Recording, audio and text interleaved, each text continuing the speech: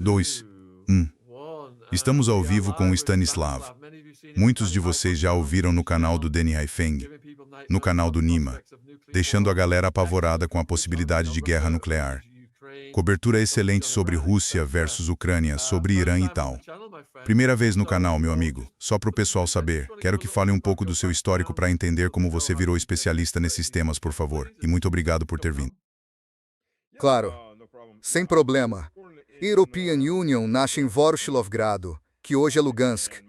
Meu pai era dissidente político e levou a família para os Estados Unidos em 79. Na verdade, ele queria ir para a Alemanha ou para a Inglaterra. Minha mãe queria ir para os Estados Unidos, então acabamos indo para lá. Cresci nos Estados Unidos a partir de 79, fiz escola, ensino médio, faculdade.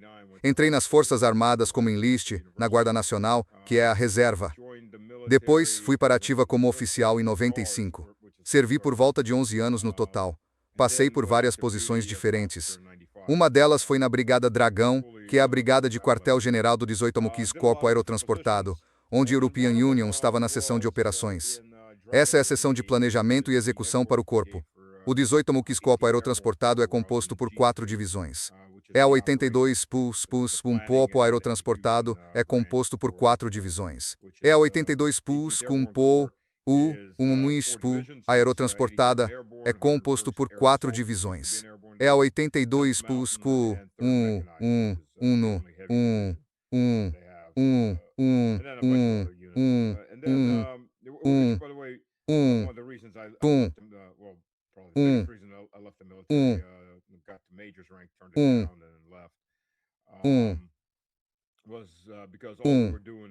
except for the short time we were preparing plans to take back that, everything else, all the scenarios, this is started in 1999, were for war with Russia. This was back when Bush was looking in the eyes of Putin and saying, yes, I looked in his eyes and we will be friends and all that. Meanwhile, we're preparing for war with Russia. And that just didn't sit with me very well. I to fight my own people. So I decided to leave when the opportunity did show up. Which was a couple of years later, which is down the road, but contract and the U.S. military has what is called the needs of the Army, which we don't give a damn what your contracts say. If your MOS, your military specialty, is needed, you're sticking around to the retirement age for all we care. After that, quite shortly, I did some computer software development because it's my second degree. I finished while I was in the military. Computer science, and then when that was going bust, watching the U.S. government import hundreds of thousands of technical visas while its own people were sitting around without jobs, myself included, going short contract to short contract, finished my MBA in supply chain management and went into the energy sector.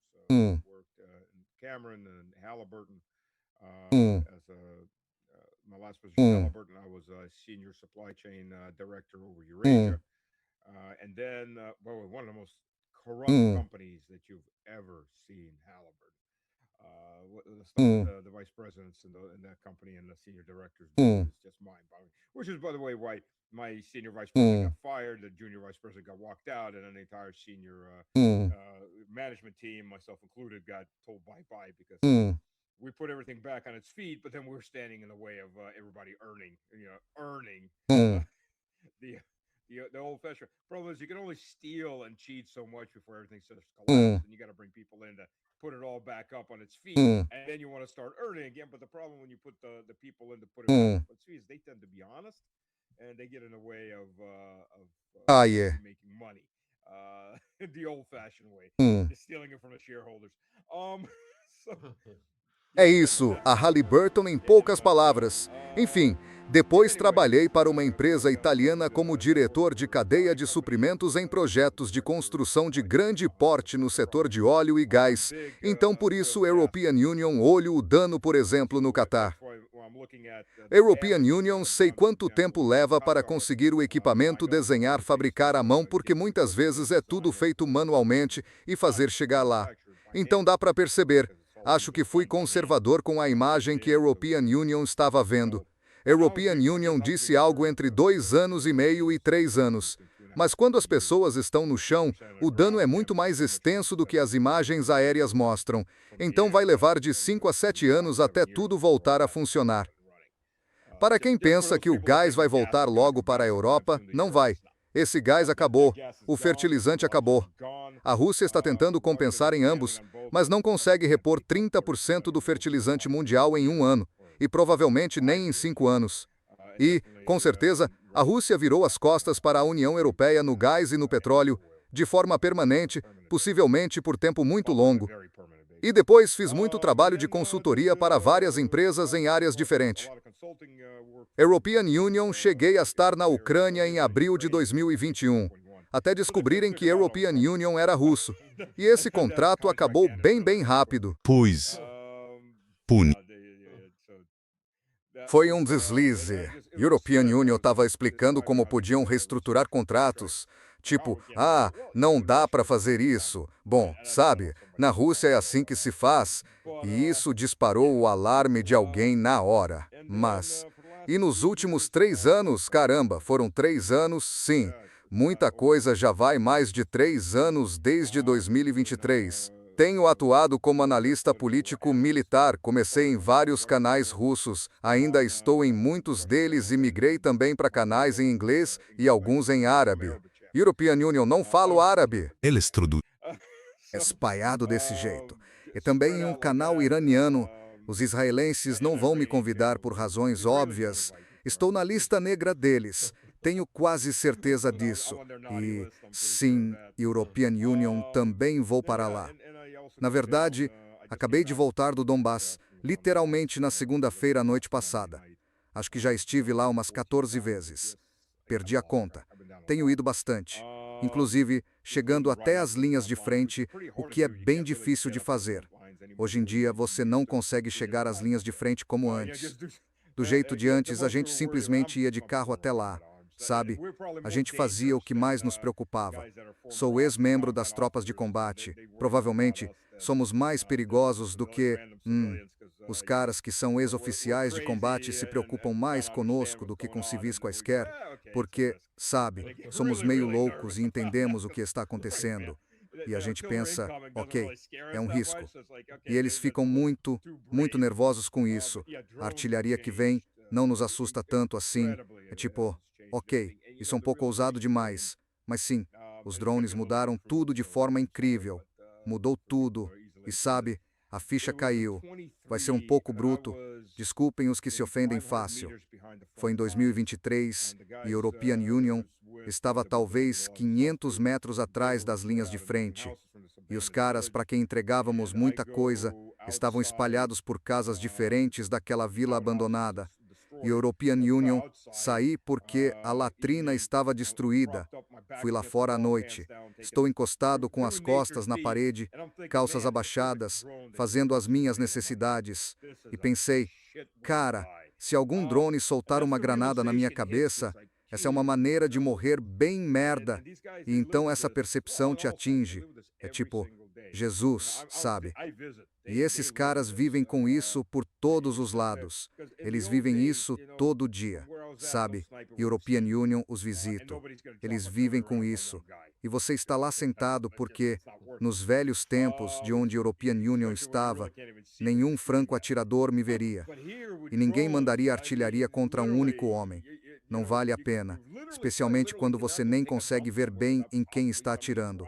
Mas aqui, com drones, literalmente você não pode ir fazer cocô em algum lugar sem que alguém possa jogar algo na sua cabeça. E isso muda a realidade de todo mundo de uma forma enorme. A pressão é 24 horas por dia, 7 dias por semana.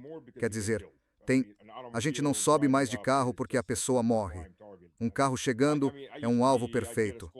Quer dizer, European Union costumava chegar até onde o tanque à minha frente marcava a borda da linha cinzenta e depois do tanque era a linha cinzenta. É isso, sabe? Essa é a linha de contato. Você não pode mais fazer isso porque os drones estão por toda parte. Se você chega à linha de frente, é a pé provavelmente nos últimos 4 ou 5 quilômetros, e em grupos pequenos. Essa é a realidade hoje em dia. É algo horrível. E até os chineses colocarem em operação, em produção em larga escala, suas antenas de micro-ondas para pulso eletromagnético, que eles já estão testando em campo, você não terá uma arma de efeito de área capaz de derrubar drones em massa. Estou bem ansioso para testá-las em campo na Rússia, porque vão ser um divisor de águas. Se funcionarem como prometido, a persistência e o poder dos drones vão diminuir muito. Mas porque você não está mais fazendo disparos para um único abate, como com lasers, espingardas, rifles de precisão, redes e por aí vai. Você só consegue atingir um alvo por vez. Os lasers funcionam muito bem. Em meio segundo você derrete o drone e ele cai. O problema é que você só neutraliza um alvo por vez. E se tiver 30, 40 drones atacando um único sistema laser em cima de uma caminhonete ou de um veículo blindado, ele é destruído. Você precisa de uma arma de efeito de área. E isso promete ser um grande divisor de águas que os chineses desenvolveram. E o sistema de radar deles, se for como anunciado, consegue detectar uma seção transversal de 0,3 metros a 5 quilômetros, independentemente do entorno, claro, dependendo do terreno, mas isso é uma mudança enorme. As coisas podem mudar em breve. Isso permitiria que a guerra de manobra voltasse a acontecer em grande escala. Você aquece mais muito antes de nós. Stanislav, você tocou em tantos pontos importantes agora. Voltando à família criminosa Bush e Cheney, o malvado Dick Cheney, o cara cujos chuveiros eletrocutaram tropas no Iraque. E então contrataram outra empresa para consertar os chuveiros. Também propriedade de Dick Cheney, os mesmos chuveiros com os quais ele estava matando seus próprios soldados. Enfim, ele já se foi. Ainda bem. Mas você vê, muitas vezes jovens se alistam. Stanislav, eles estão arriscando tudo. Algum dispositivo explosivo improvisado, arrancando os testículos deles, e por aí vai. Então eles chegam a uma conclusão rápida. Por que estamos arriscando as nossas vidas? Você teve alguma epifania assim que te fez pensar, sabe, nas maquinações do Estado profundo dos Estados Unidos da América? Bem, quer dizer, acho que European Union não tinha as ilusões que muita gente tinha de que, sabe, European Union sabia o que estava fazendo. Não vou mentir, European Union sabia. Quer dizer, talvez European Union tenha acreditado um pouco daquela besteira por um tempo. Primeiro de tudo, sou monarquista. Vamos começar por aí. Então já estou fora da escala da política dos Estados Unidos, e eles me lavaram um pouco o cérebro por cerca de 2 anos depois da universidade. Aí a realidade bateu. Porque a única coisa boa da Iugoslávia, quando o European Union servia lá, era que a European Union conseguia entender os locais. Não 100%, mas umas 70, 75%. Porque o sérvio, o sérvio-croata, é bem próximo do russo, e muitos também falavam um pouco de russo. Conseguíamos nos comunicar. E você começa a perguntar às pessoas como as coisas realmente são. E a European Union tive muitas oportunidades para isso. E você vê a merda que te empurram e que não tem nada a ver com o que está acontecendo. É merda totalmente inventada.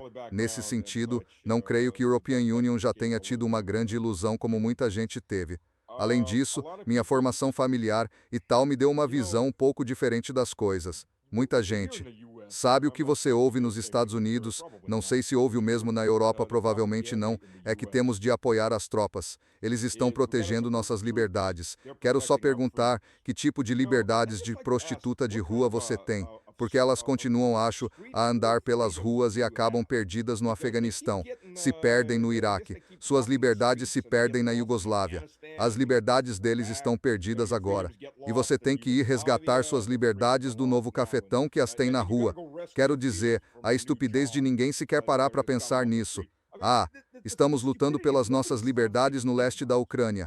Sério, porque se aquilo cair, sua liberdade de expressão vai desaparecer, seu direito de votar também. Não.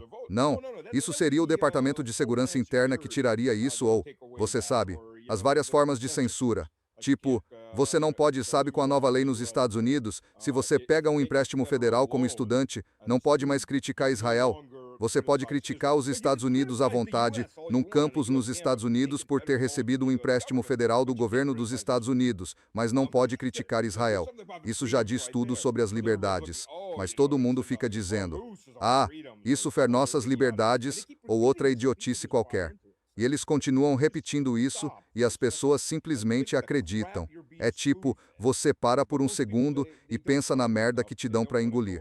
Mas a maioria das pessoas não quer acordar. Eles não querem sair da zona de conforto. E se você tenta explicar isso a eles, ou explicar o que realmente está acontecendo, eles ficam hostis. Eles se fecham e realmente ficam hostis. É a mesma coisa que você viu com, oh Deus, qual é o nome dele? Saiu da minha cabeça, o cara americano, Snowden. Aí está Snowden. Sabe, o Snowden é um traidor porque ele contou como seu governo está espionando vocês em violação às próprias leis e à Constituição que vocês deveriam seguir. Então ele é um traidor? Sim, é um traidor. É essa a mentalidade. É mentalidade de rebanho. É um rebanho. Qualquer coisa, sabe, o pastor do rebanho se curva a eles só repetem blá blá. E seguir em frente sem parar para realmente pensar no que estão te dizendo. Quero dizer, o que te dizem faz algum sentido. Então, por esse ponto de vista, não acho que European Union tenha sido tão doutrinado desde o começo. European Union sabia muito bem quando arriscava minha vida que European Union tinha dado minha palavra. Mas European Union acreditava na missão. Não, European Union a cumprir. European Union sabia que aquilo era merda. Perdoe o palavrão. Mas European Union dei minha palavra e cumpre o que prometi o melhor que pude. Mas European Union não vivia na ilusão de estar lutando pela liberdade, ou pela democracia, ou qualquer outro slogan que os políticos repetem. Não posso dizer o mesmo de muita gente. Mas acho que a maioria das pessoas, falando honestamente, as que serviram pelo menos alguns anos, acabam se desencantando. Não é o que você se alistou para, porque a maioria entra, quer dizer, muitos entram como patriotas. Não vou dizer que todos. Há até criminosos que entram nas Forças Armadas dos Estados Unidos. Acho que retomaram essa prática. O último sujeito assim que vi, European Union, estava alistado na escola de paraquedistas e havia um membro de gangue de Los Angeles que atirou em 5 pessoas, mas não matou nenhuma. Sabe, um ataque enquanto passavam de carro, simplesmente abriram fogo. Então o juiz deu a ele uma escolha: 5 anos de prisão ou 3 anos nas Forças Armadas dos Estados Unidos. Então ele foi aprender a atirar direito e a pular de aviões. Sim, isso era prática comum. Talvez tenham retomado essa prática. European Union, acho. Podem ter. Não tenho certeza. Ouvi rumores de que sim. Mas isso era prática comum nos anos 70, 80 e na primeira metade dos anos 90. European Union, não tive ninguém assim em nenhuma das unidades que comandei, nem conheci ninguém. Mas talvez a última pessoa que vi assim foi na escola de paraquedistas. Mas sim, eles estavam lá. Eles não eram maioria. Eram uma pequena minoria, mas existiam. Como European Union disse, acho que a maioria entra com espírito patriótico, mas acaba se desencantando relativamente rápido. Se tiverem qualquer raciocínio, se tiverem algo além de apenas seguir ordens, percebem rápido em muitas dessas missões. E você simplesmente é uma porcaria. Quero dizer, literalmente, é uma porcaria. Só conheci 2 generais bons. E os 2 eram generais de uma estrela. O general Hardin era um general de uma estrela. European Union o conheci na Iugoslávia. E o general Griffin, que Deus o tenha, era na verdade coronel quando servi com ele. O homem começou a carreira como um fuzileiro naval raso, e isso foi nos anos 60, então ele ia para vários países da América Latina para estabelecer a democracia, como ele dizia, porque uma corporação estadunidense local havia levado a população à revolta armada e o governo fantoche local não podia fazer nada, então chamaram os fuzileiros navais para reprimir a revolta. Tipo, lembro que ele falou de, acho que foi El Salvador, que andavam lutando e que não morreram muitas pessoas, especialmente do nosso lado, e aquilo era chamado de pequena guerra. Mas European Union, acho que, para os que foram mortos, não foi tão pequena. Era algo que ele nos contou uma vez enquanto almoçávamos. Ficou comigo. Então, sim, você acaba vendo a realidade disso. Você vê a realidade dessa porcaria para a qual te mandam. E que para você. E se quiser se aprofundar nisso, recomendo Confissões de um Assassino Econômico. Ele descreve o mecanismo da propaganda. Eles entram, saqueiam esses países e dizem que estão fazendo obras humanitárias. É nojento. Antes de falarmos do presente e da guerra nuclear, quero voltar um pouco no tempo. Voltar à Segunda Guerra Mundial, talvez, para entender como a Rússia foi demonizada, a necessidade de um inimigo e todo esse gasto com o complexo industrial militar. Na Segunda Guerra Mundial, a Rússia fez enormes sacrifícios lutando contra os nazistas. Mas logo depois, apareceram pessoas como os irmãos Dulles e Winston Churchill, alertando sobre a ameaça vermelha. Foi aí que começou, ou já vem de antes? Não.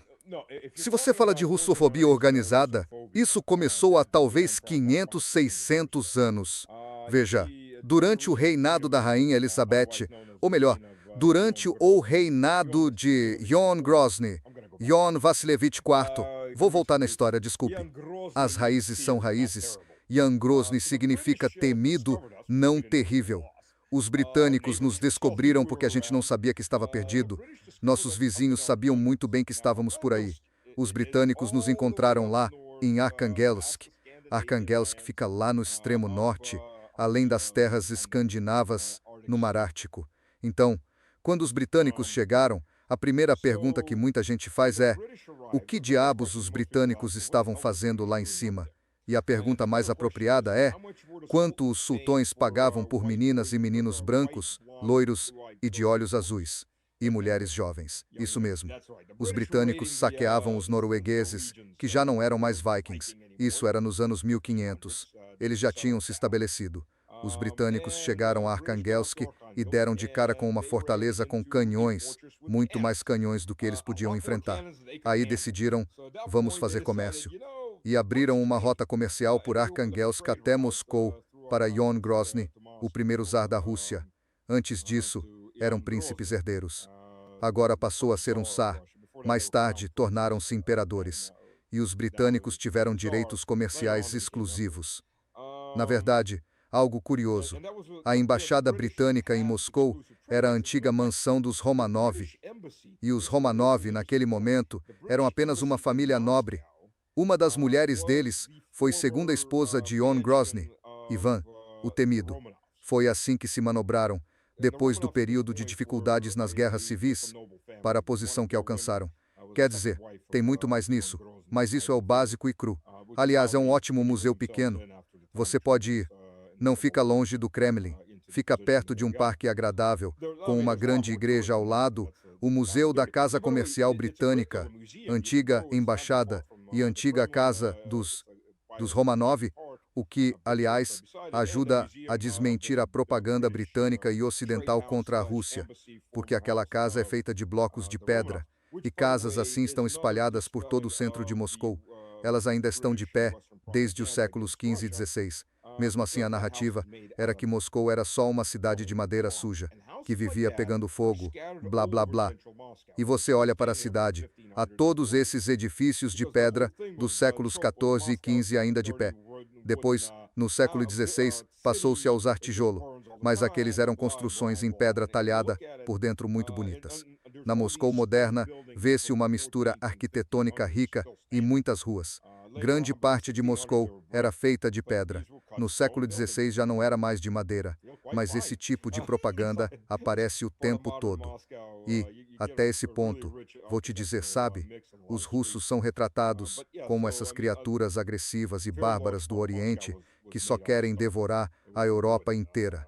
Aliás, se você olhar para a Rússia moderna, somando as 4 províncias que agora fazem parte dela, a Rússia representa 42% do subcontinente europeu da Eurásia. Não precisamos do resto da Europa. Pentru piuza se almoça feu stusa em...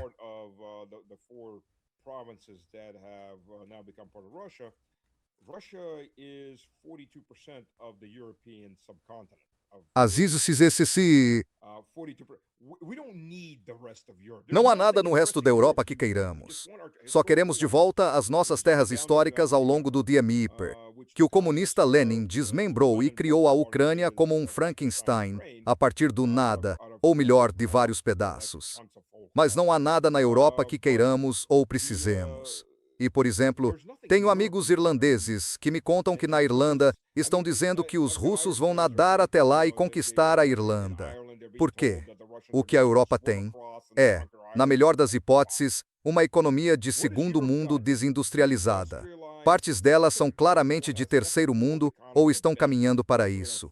Lotada de gente vinda sabe-se lá de onde, sem nada em comum. Lixo por toda parte. Os trens na Alemanha já não chegam no horário. Pior ainda, às vezes nem circulam, pelo que meus amigos alemães me dizem.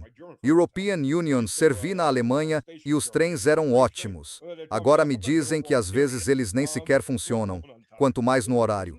Não há mais nada lá que nos interesse. Qualquer tecnologia a gente pode comprar ou desenvolver por conta própria. A Rússia, literalmente, forma a cada ano mais engenheiros do que qualquer outro país do mundo. Verifique. Não acredita em mim? Verifique. Só a China forma mais, não per capita, mas em números absolutos. Então não há absolutamente nada lá que queiramos. Queríamos paz e comércio, e isso obviamente não deu certo. E, falando nessa fantasia de agressão russa, sabe quem propôs a criação da Liga das Nações? Nicolau II, nos anos 1880 e 1890, foi quem propôs a Liga das Nações. A Rússia vinha defendendo uma estrutura de segurança abrangente para a Europa nos últimos 140 malditos anos. Poderíamos ter evitado a Primeira Guerra Mundial, a Segunda Guerra Mundial e a morte da Europa não russa, que vemos agora através da União Europeia e outras coisas, se tivéssemos seguido esse caminho. Em 1948, Stalin pediu para entrar na Organização do Tratado do Atlântico Norte, enquanto ela estava sendo formada. Na noite em que ela entrou oficialmente em vigor em 1949. Ele não percebeu bem que, aliás, ela foi formada contra vocês. Em 1900, dizem que Khrushchev pode ter feito o mesmo. European Union, não acredito que ele tenha, mas Stalin definitivamente fez em 48. Yeltsin o fez em 92. Putin pediu para entrar na Organização do Tratado do Atlântico Norte em 2000. E é onde estamos agora. Então, dizer que a Rússia é um regime agressivo e psicopata. Bem, se você olhar para a história real, em vez dos discursos prontos de Bruxelas e de outros lugares, não é assim. E digo mais, European Union percebia em 2001 que haveria uma guerra entre a Rússia e a União Europeia. É inevitável. E é ainda pior que isso, Stanislav, porque toda a agressão veio deste lado do mundo, desde as cruzadas do norte contra a Rússia, passando por Napoleão, até Hitler. E agora até Keir Starmer está dizendo ao pessoal do Reino Unido que, sabe, a Rússia é a próxima ameaça depois da Ucrânia. Eles vão enfrentar um novo Hitler. Vocês todos precisam se preparar para ir morrer lutando contra os russos. É assim que os nossos políticos nos estão preparando aqui. E isso é absolutamente repugnante. Então por que o Ocidente tem essa obsessão de conquistar a Rússia, quando isso já fracassou tantas vezes pelos antecessores deles ao longo dos séculos? Não só fracassou, como fez impérios implodirem. Olhem para a grande armê de Napoleão. Digo isso e vou explicar, porque também percebi em 2001 que a guerra era inevitável. Há 24 anos. Ninguém deste lado, aliás, quis me ouvir quando European Union disse isso.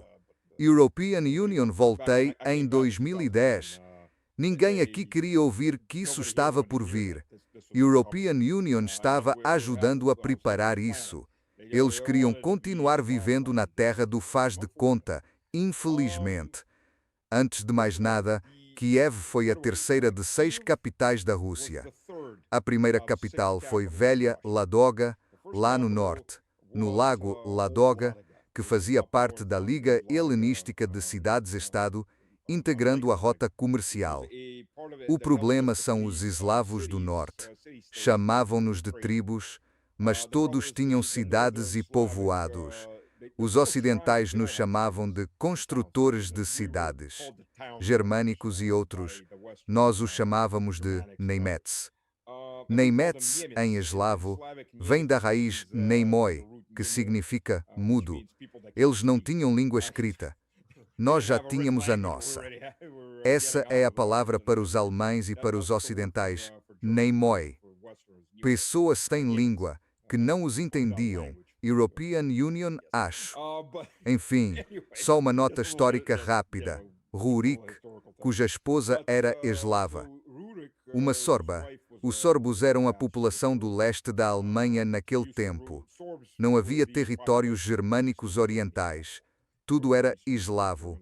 Ele foi contratado, ele foi um diretor contratado, nos termos de hoje, porque o costume nas terras dos Rus era contratar príncipes. Não havia governo hereditário. Eles eram contratados sob um contrato. Ele foi trazido sob contrato porque era uma parte neutra para governar outros russos e alguns uigures na região, já que não confiavam uns nos outros. Eles brigavam o tempo todo por desentendimentos e acordos comerciais. Isso acabava virando violência. Então ele era uma força neutra. Essa foi a primeira capital. Depois ele construiu Novgorod, que foi a segunda capital. E ele morreu, e alguns dos seus homens conquistaram Kiev. Kiev era o vassalo mais ocidental do Império Khazar. As pessoas no Império Khazar praticavam religiões diversas, mas as elites converteram-se ao judaísmo. Foi o único estado fora de Israel ou da Judeia que adotou o judaísmo como religião de Estado. E eram o vassalo mais ocidental, uma pequena cidade que respondia ao Império Khazar. E então, só um breve histórico, quando Rurik morreu, o irmão de espada dele, talvez irmão de sangue, ninguém sabe ao certo, Oleg criou o filho dele, Igor, como pupilo, e foram lá e tomaram Kiev, porque era um lugar estrategicamente melhor. Tinha toda a rota comercial da Liga Helenística até o Império Bizantino, por 2 rios e trechos por terra que moviam navios e mercadorias. Dito isso, Kiev tornou-se a terceira capital de fato. E em 200 anos Kiev deixou de ser capital, porque Andrei Bogolyubsky tomou o poder. Havia umas 4 ramificações de famílias vindas de Rurik e todas brigavam pelo poder constantemente, pequenas guerras civis. Ele tomou Kiev e recusou-se a sentar-se no assento de seus antepassados, que então passou a ser chamado de trono. Ele recusou-se a sentar lá, mandou seu irmão mais novo sentar-se e fez de Vladimir a capital, que fica a cerca de 250 quilômetros a leste de Moscou. Essa foi a terceira capital. Depois foi Der, depois Moscou, depois São Petersburgo e depois Moscou de novo. Foi assim que as coisas se moveram. Não digo isso para dizer que os ucranianos vão pensar, sim, tudo vem da Ucrânia. Os ucranianos são uma entidade artificial criada pelos comunistas. Na verdade, os primeiros ucranianos foram formados pelos austro-húngaros nos Cárpatos para a revolta da Rus dos Cárpatos. Russos dos Cárpatos que queriam se separar e se juntar ao Império Russo lá pelos anos 1880. Mas estou adiantando os fatos. Então, por que European Union estou dizendo tudo isso? A primeira invasão pan-europeia, estou falando de uma invasão pan-europeia não russa da Russo, foi conduzida por Boleslav Cabri, o príncipe herdeiro de Cracóvia, e seus aliados do Sacro Império Romano, basicamente povos germânicos e outros daquela região. E eles invadiram em 1012 da Era Comum. Então, pelos últimos 1014 anos, estamos sendo invadidos constantemente pelo Oeste. Eles tomaram Kiev. Eles derrubaram Santo Vladimir, o Filho Vermelho, que cristianizou a Rússia. Eles o forçaram a sair. E, a propósito, é por isso que as coisas eram tão próximas, aliás, eram religiões diferentes. Alguns eram católicos, outros ortodoxos. Mas Beliaslav Chabry era seu sogro. Isso é o cúmulo das disputas dinásticas, mas essa foi a primeira invasão pan-europeia, depois foi repelida e vem acontecendo desde então. E, sabe, quando trabalhei em empresas dos Estados Unidos, quando converso com americanos, European Union, digo a eles, nossos inimigos eram brancos. Ok, por que estou dizendo isso? Porque quando ocidentais chegam à África ou à América Latina ou a algumas partes da Ásia, o que eles veem? Eles veem pessoas de pele amarela, pessoas de pele morena, pessoas de tom marrom avermelhado, eles veem pessoas negras, eles veem pessoas que não se parecem nada com eles, certo? Então a mentalidade sempre foi, talvez precisamos descobrir como elas pensam porque, obviamente, não se parecem conosco, então provavelmente não pensam como nós. O problema para nós sempre foi que, quando eles chegam à Rússia, veem pessoas brancas, olhos azuis, loiras, ruivas que se parecem com eles. Então vocês devem pensar como nós. Bem, nós não pensamos. Vocês são cristãos como nós. Pois é, somos cristãos, mas não somos como vocês. Somos ortodoxos. Houve uma grande divisão teológica ainda antes mesmo do cisma entre católicos e ortodoxos. E isso é parcialmente baseado em língua, porque o grego é uma língua mais ligada ao mito e o latim é uma língua mais ligada ao direito. Isso muda a maneira como você pensa sobre as coisas, a linguagem que você United States. E então o que acontece é que eles não conseguem entender por que não pensamos do jeito deles. Eles não conseguem entender por que nossa cultura é diferente da deles. Então, cedo ou tarde, todos começam a tentar nos ensinar como devemos viver. Bem, nós não gostamos disso. Nós sabemos como queremos viver. E nós meio que reagimos e enfrentamos vocês, malditos do leste. Se vocês não nos ouvirem normalmente, chegamos com a espada e ensinamos como se vive. O problema conosco é que nós, eslavos orientais com uma mistura de alguns nórdicos também, somos realmente bons em lutar. Não gostamos de lutar, mas somos realmente bons nisso.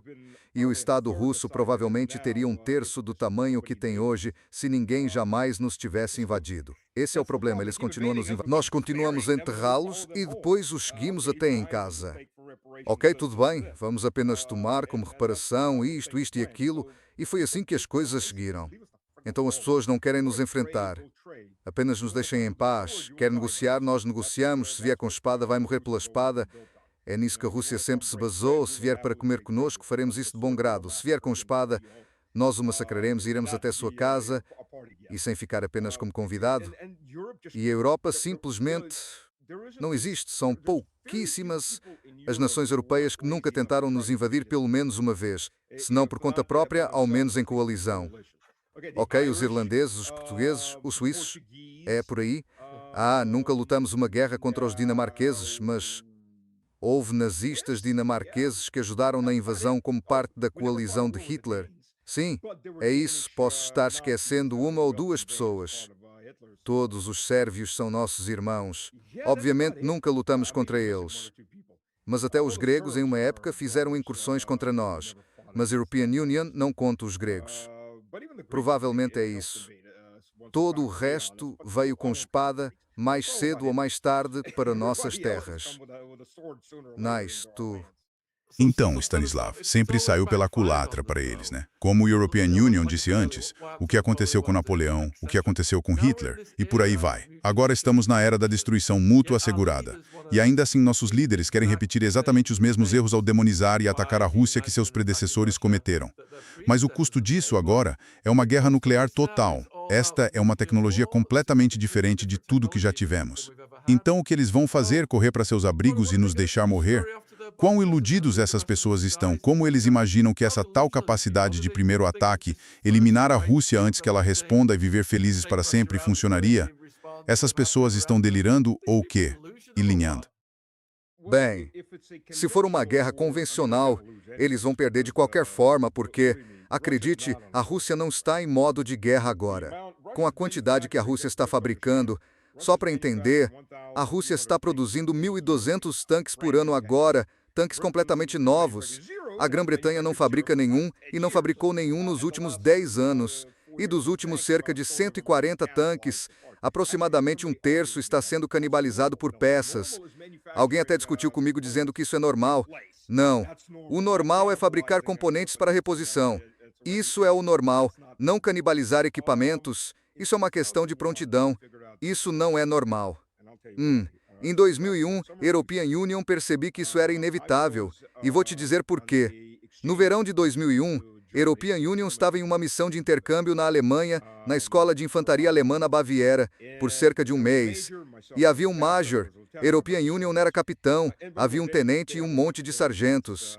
E, a propósito, eles têm um treinamento muito mais intenso, muito bom mesmo, ou pelo menos tinham, na Escola de Infantaria da Baviera do que a Escola de Infantaria dos Estados Unidos em Benning. E, sabe, nós estávamos lá. European Union, falo alemão. Quero dizer, hoje meu alemão é bem ruim, mas na época era relativamente bom. Além disso, depois de 3 cervejas, para mim era alemão excelente. A gramática ia pela janela e as palavras fluíam. Mas, debaixo de cada quartel, havia uma Kneipe, um pub. E, European Union diria que havia uma companhia alemã aqui uma companhia de infantaria que nos patrocinava, e European Union simplesmente me sentava lá, bebia cerveja com eles e conversava. Sabe, era por volta de 1 da manhã e às 6h30 já estávamos em formação. Às vezes ainda meio ofegante, mas veja, os alemães não estavam em condição muito melhor, e então íamos treinar com munição real e granadas. Eles eram meio durões, mas enfim. E European Union sabia que cedo ou tarde os alemães iam descobrir que European Union podia ser um oficial dos Estados Unidos, mas não era americano. Eles iam perceber que European Union era russo. E European Union me perguntava qual seria a reação. Então esse sargento-chefe alemão, que era meio um grande nacionalista alemão. Isso era em 2001. Lembre-se, ele descobre que European Union sou russo. Sabe qual foi a reação dele? Irmão. Pois é, não foi a reação que você imagina. Ah, eles adoravam a Rússia. Nacionalista alemão. Isso era 2001. Foi logo após as guerras da Chechênia 2.0. O Putin estava começando a tentar reconstruir a Rússia depois de Yeltsin, que praticamente destruiu o país inteiro com seus manipuladores dos Estados Unidos, do Reino Unido e de todo mundo que achava que tinha conseguido uma paz. Quer dizer, a Rússia estava numa posição péssima, se você pensar bem. E eles viam a Rússia como o exemplo de uma nação soberana, porque isso era 2001, e eles desprezavam a União Europeia. Os nacionalistas alemães desprezavam a União Europeia. E todos os outros nacionalistas com quem falei na Itália e em outros países também desprezavam a União Europeia. Eles odiavam Bruxelas. Acho que se a maioria tivesse a escolha, literalmente conduziria uma arma nuclear até Bruxelas só para se livrar dela. Nesse nível, um ódio visceral. E European Union, comecei a pensar sobre isso. É como, sabe, a Rússia está subindo. E há só uma trajetória. A Rússia sempre vai se reerguer. Mas olhe para a União Europeia e olhe para a Rússia. A União Europeia não pode absorver a Rússia, porque a União Europeia acabaria se tornando a Rússia. 150 milhões de pessoas. Agora é a maior economia da Europa em paridade de poder de compra. É a quarta maior economia do mundo. Tem a quarta maior base industrial. Ninguém fala muito disso, mas está lá.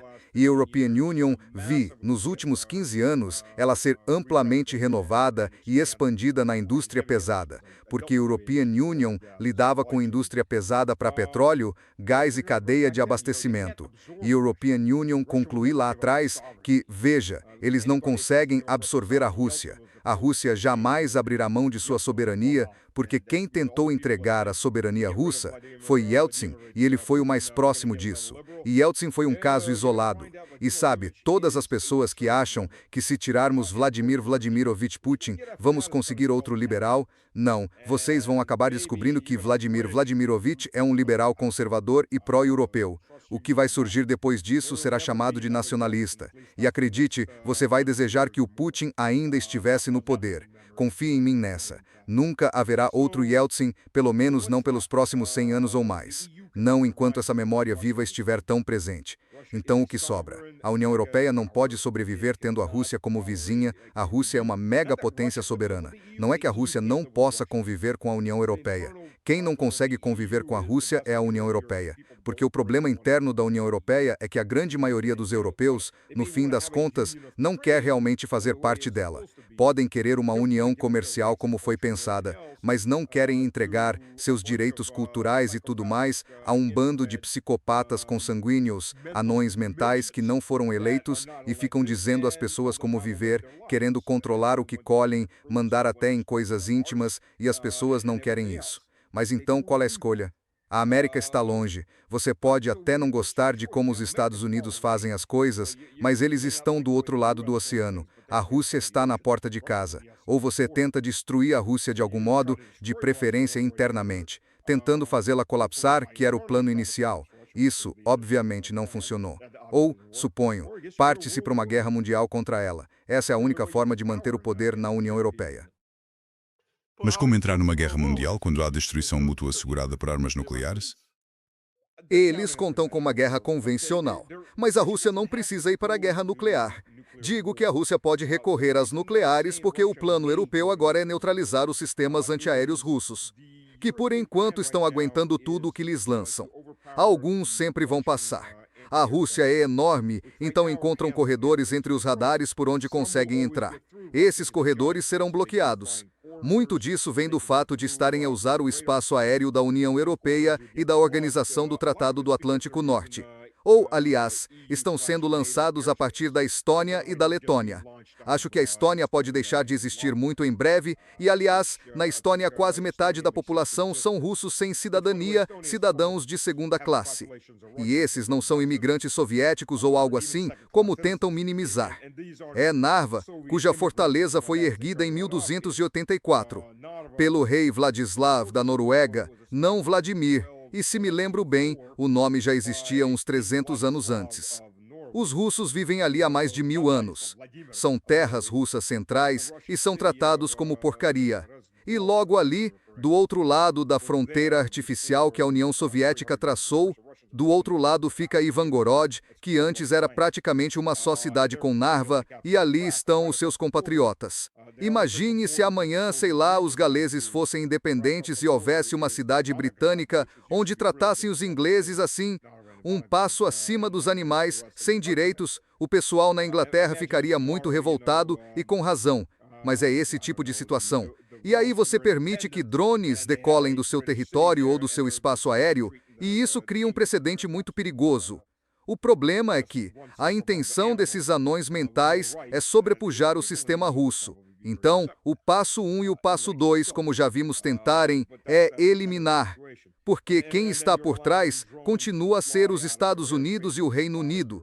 Primeiro os radares russos, os sistemas de alerta precoce e tentar destruir os bombardeiros estratégicos russos e possivelmente os submarinos nos portos, que fazem parte da tríade defensiva nuclear.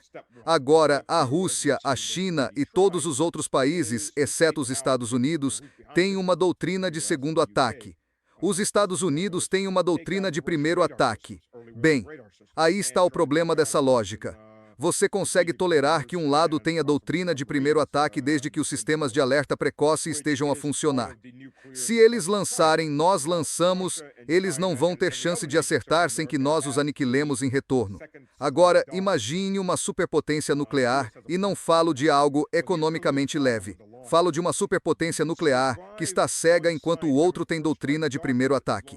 A sua paranoia vai dizer: ele vai atacar e nós não vemos a tempo, então a lógica nuclear é atacar primeiro, usá-las enquanto pode, porque o outro vai eliminá-lo.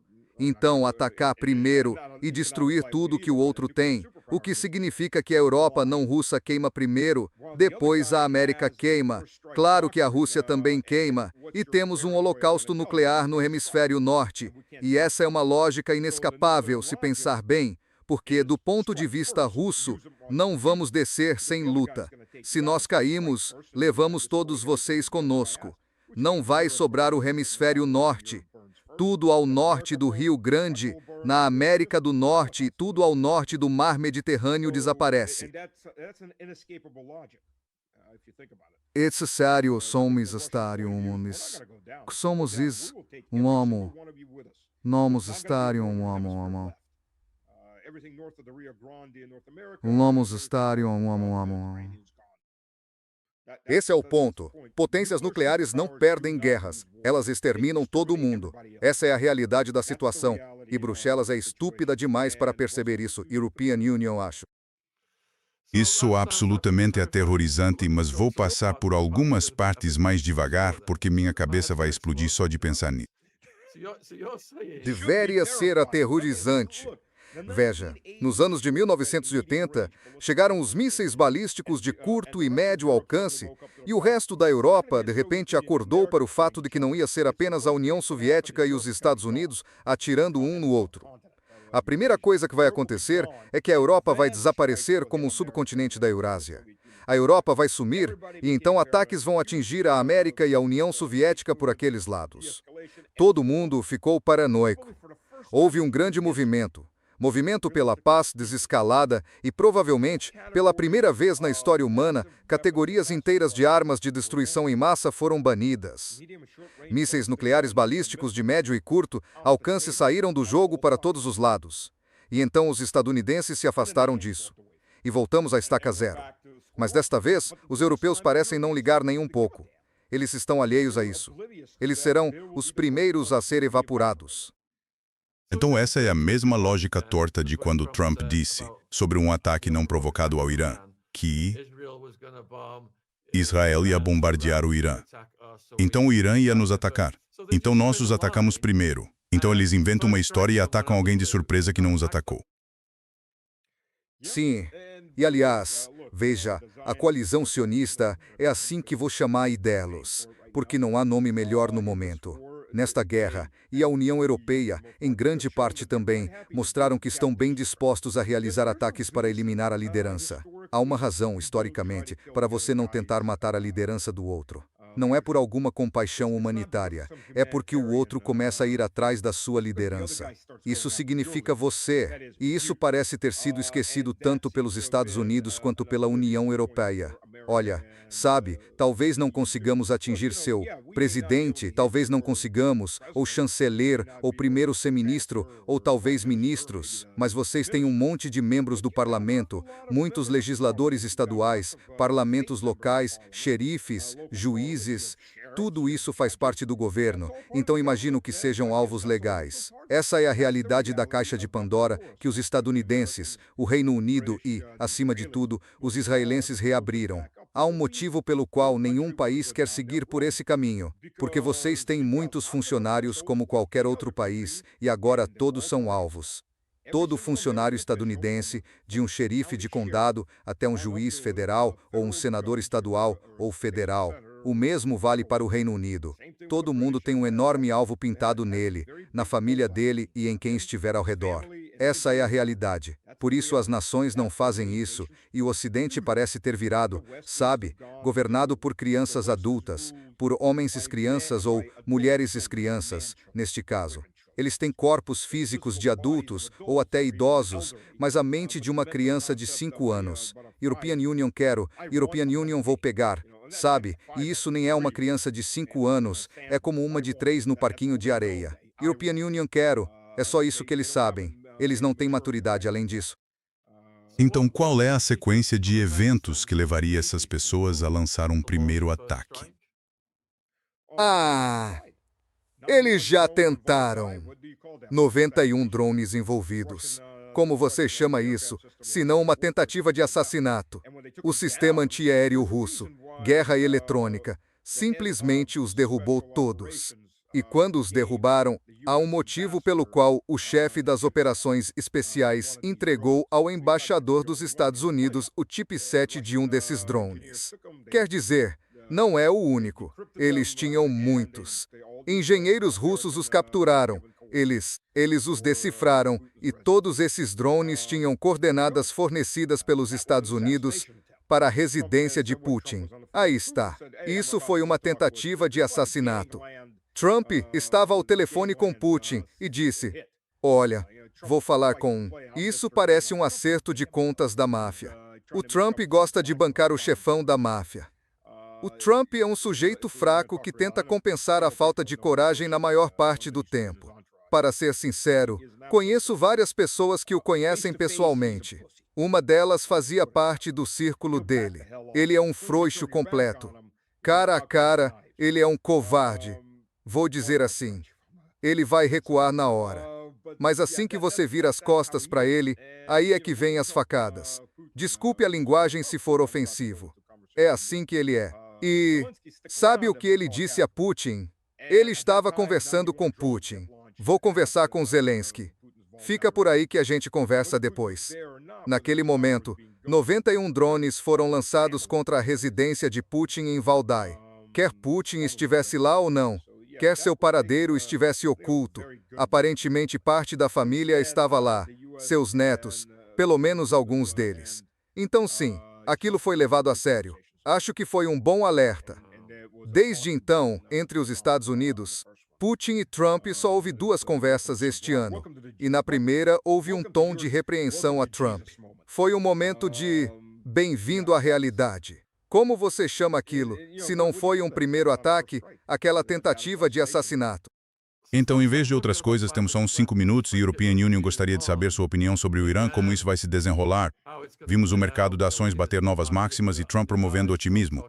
Mas muitos comentaristas que tivemos, como Scott Ritter, disseram que estamos indo para uma grande depressão por causa da alta do preço do petróleo. Não é só a alta do petróleo. O Scott está certo. Olha, primeiro, para entender os mercados de ações, muita gente diz que são 80% fundamentos, 20% emoção. European Union diria que é 90% emoção, 10% fundamentos. E os fundamentos são deixados de lado sempre que dá. Olha, vamos encarar a realidade. Isso não vai acabar tão cedo. 20 milhões de barris foram tirados do mercado. O Irã não está bloqueado. O Irã ainda está embarcando navios porque os Estados Unidos têm apenas cerca de meia dúzia de navios para tentar interceptar qualquer coisa. E eles estão sobrecarregados. E eles só vão aguentar até os mísseis começarem a ser lançados de verdade. Aí, ou fogem ou são afundados. Essa é a realidade. Esses destroyers com sistema Edge são. Além disso, o Irã ainda está exportando petróleo. Tem 3 rotas para escoar o petróleo. Tem o Cáspio. Você pode enviar o petróleo para a Rússia e daí seguir pelos oleodutos russos. Também há caminhões enfileirados. É a mesma coisa que a Turquia fazia na Síria, quando os Estados Unidos e a Turquia estavam roubando petróleo sírio. Agora há caminhões enfileirados na fronteira com o Paquistão, com barris de petróleo sendo vendidos assim. E existe uma linha de trem para a China, passando pelo Paquistão, que transporta petróleo. É mais improvisado, é mais caro, mas o petróleo sai. Então continua saindo. Os sauditas não têm saída pelo Mar Vermelho agora, mas todo mundo mais está ferrado. O gás acabou. O gás acabou. O gás natural liquefeito acabou pelos próximos 5 anos, pelo menos. E com ele, vai também todo aquele fertilizante extra. A Rússia responde por 40% do fertilizante químico mundial. Eles planejam aumentar a capacidade em cerca de mais 10% este ano. Mas, basicamente, eles não conseguem compensar os outros 4%. Eles não conseguem repor os outros 30%. Talvez consigam cerca de 4% até o fim do ano. As colheitas estão comprometidas. A Rússia e United States, pouco fertilizante por causa do solo negro. Exporta quase todo o seu fertilizante.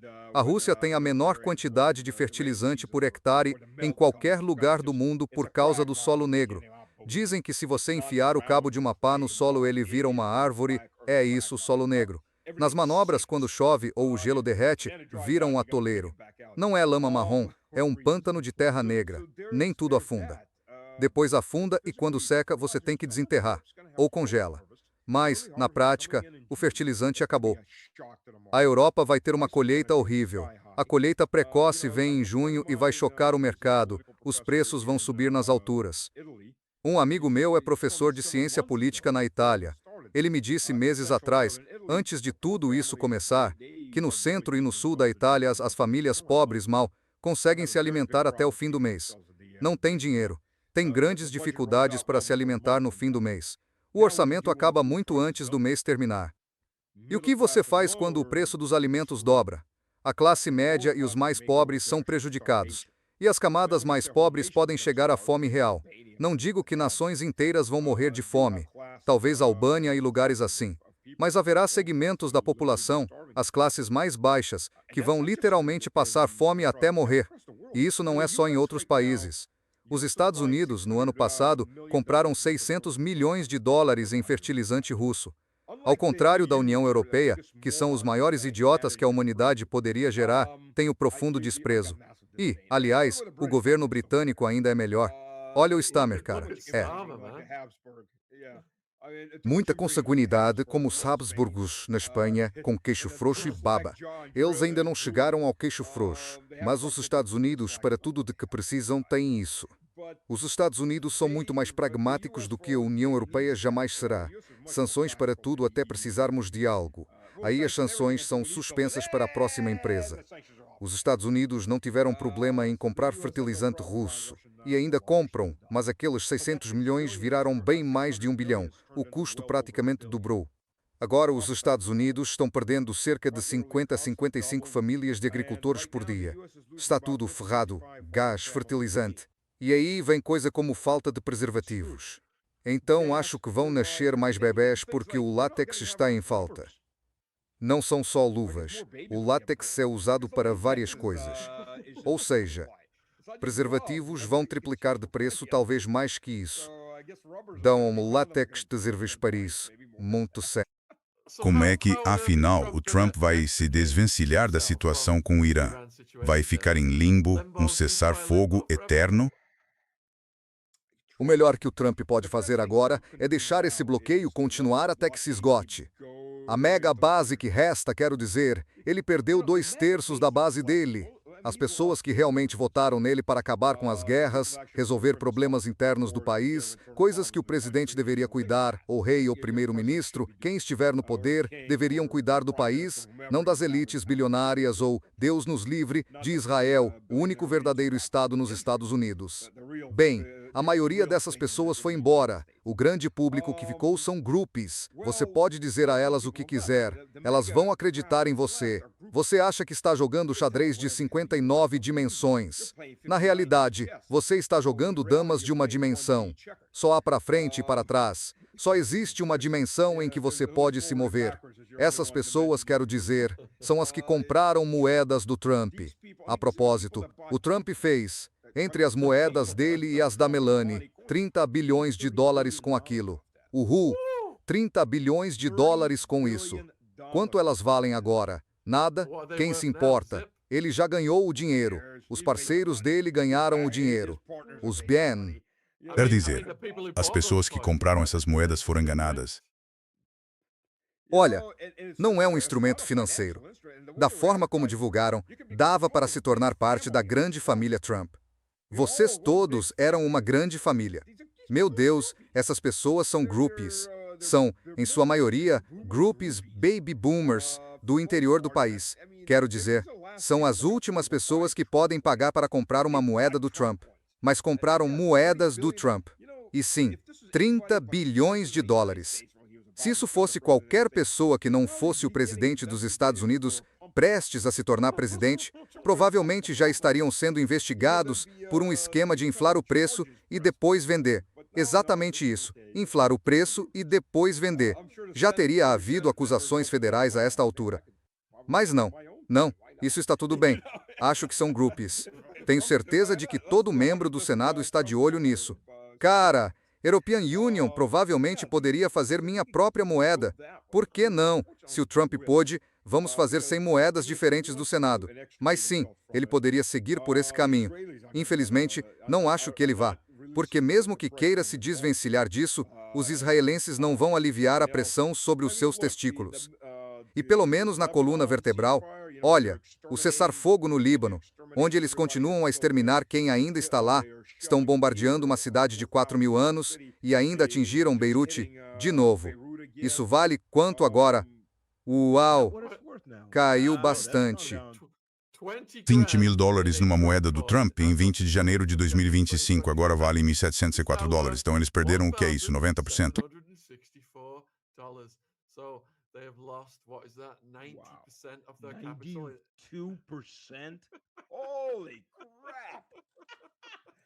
Quero dizer, isso é o clássico esquema de inflar o preço e despejar. Sério, é de impressionar. E essas pessoas são groupies. Sério, são groupies completos que entram nisso. Meu Deus. Quer dizer, a gente acha que o Biden era corrupto e a Hillary também, e eram. Cara, o Trump levou o prêmio. Nem os imperadores romanos chegariam perto desse nível de corrupção do nosso Império Romano decadente. Se ainda estivermos aqui daqui a 100 anos, os historiadores vão se deliciar com isso. Os historiadores financeiros. Jesus. Não vamos esquecer das ações dele. As ações da Donald J. Trump Media chegaram a valer 100 dólares em determinado momento. E agora estão sendo negociadas a 900 dólares. Então quem comprou no pico também perdeu 90% disso. Pois é. E entre ele e o Bessa, são essas as pessoas que afundaram a economia dos Estados Unidos. Olha, a economia dos Estados Unidos está ferrada. Sabe, ele sai amanhã. O legado do que fizeram já está consumado. E mesmo que não houvesse nada para reparar, e há muito para reparar, a Europa está ferrada, porque no mínimo vai ficar cerca de um mês e meio sem petróleo. exceto o que vem do Irã para seus aliados e amigos, e um pouco do que sai da Arábia Saudita, cerca de 5 milhões de barris. E, a propósito, os Estados Unidos são um importador líquido de petróleo. Os americanos perderam esse ponto. Os Estados Unidos importam petróleo e derivados à taxa de 8,3 milhões de barris por dia. Continua sendo um importador líquido. E há várias razões para isso, sobretudo porque a maioria das refinarias dos Estados Unidos no Sul é configurada para petróleo pesado com alto teor de enxofre, como o da Venezuela. Na Venezuela, eles subsidiavam o petróleo venezuelano com petróleo russo, que saiu do mercado. Para os Estados Unidos, agora também. E o problema da Venezuela é que isso é em parte culpa do Maduro e do Chávez, e em parte culpa dos americanos.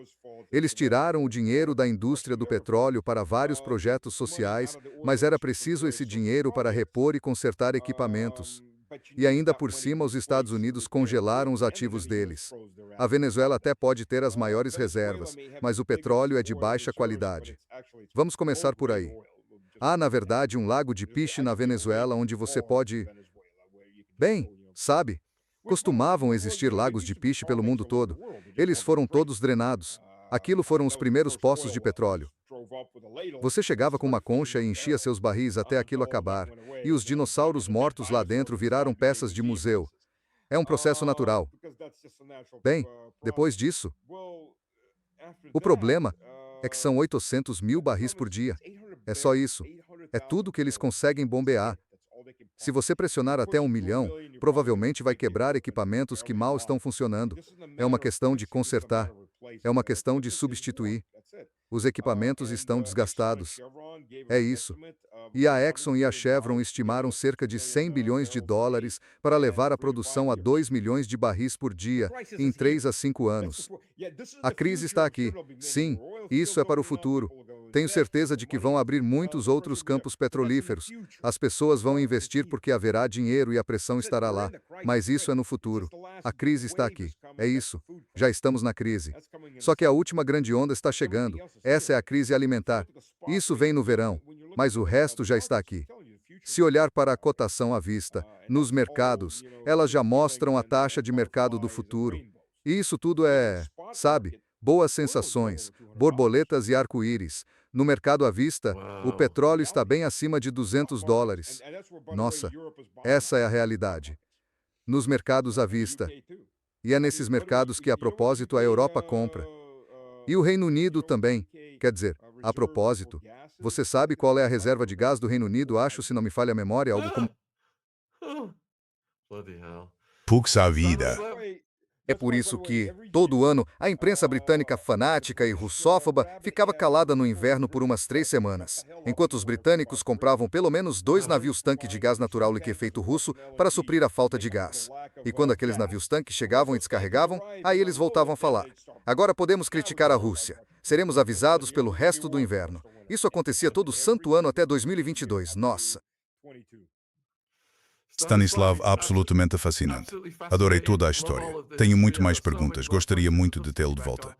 O que você gostaria de dizer em conclusão aos espectadores? E European Union encoraja as pessoas a se inscreverem no seu canal. O link está na descrição e European Union vou colocá-lo também no chat ao vivo agora.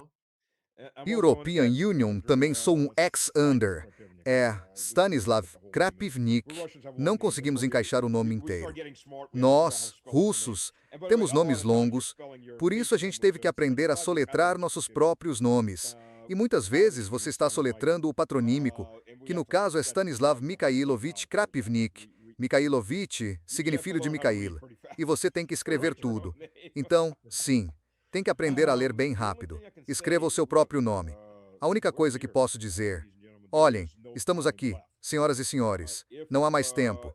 Se a União Europeia conseguir o que quer, a Rússia agora tem uma de 2 escolhas. Atacar com armas convencionais os fabricantes de drones na União Europeia e entrar numa guerra convencional, ou esperar até a Rússia ficar cega e então realizar um ataque nuclear. Estamos aqui. É isso. Não há mais zona tampão. Se vocês deixarem seus políticos fazerem o que estão fazendo, olhem para seus filhos e perguntem, querem vê-los morrer como carne na linha de frente? Ou querem vê-los morrer como sombras projetadas numa parede queimada? Porque essa é a realidade disso.